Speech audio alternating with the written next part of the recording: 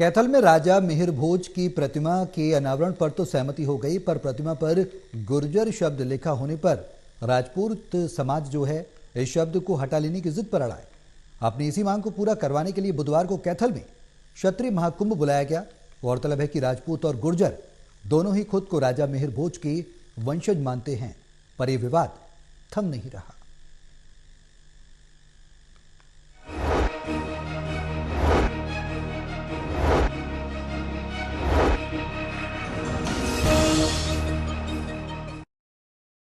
कैथल में राजा मिहिर भोज की प्रतिमा के अनावरण का तो स्वागत है।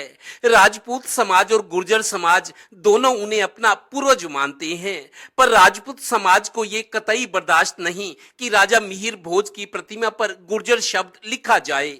अपनी इसी आवाज और फैसले को बुलंद करने के लिए 3 महीने पहले उठे विवाद के बीच राजपूत बिरादरी ने बुधवार को कैथल में क्षत्रिय महापंचायत बुलाई और स्वाभिमान मार्च निकाला। हरियाणा समेत कई राज्यों से पहुंचे राजपूत नेताओं और विधायकों ने जोशीले भाषण दिए। और आप लोगों की पंचायत का ही ये परिणाम है कि जो समाज आप लोगों के महापुरुषों को चुराने का काम कर रहे थे, उन पे ग्वालियर में लट बजा और उन लोगों पे मेरठ में लट बजा।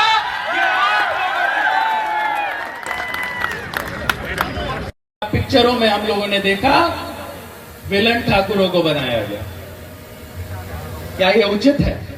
मैं आपसे पूछता हूं। नहीं, जब ये उचित नहीं था तो मैंने बोला मैं इस पार्टी में रह कर के भी अपनी बात रखूंगा, गूंगा नहीं होने वाला हूं मैं।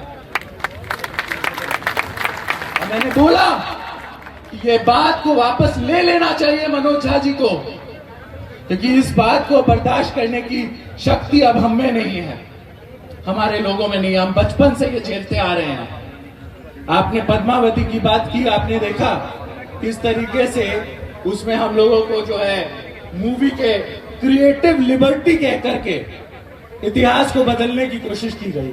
गौरतलब है कि 3.5 महीने पहले कैथल में राजा मिहिर भोज की प्रतिमा का अनावरण किया गया था। राजपूत और गुर्जर समाज दोनों सम्राट मिहिर भोज को अपना पूर्वज मानते हैं, पर उनकी प्रतिमा पर गुर्जर शब्द लिखने का विरोध करते हैं। यही मसला कई महीनों से उलझा हुआ है। हमने ये हाथी के घोड़े के अभी भी कहने, हाथी घोड़े के भी कहने होते, उनको मालूम ही नहीं होगा शायद। हाथी घोड़े के कहने पड़े।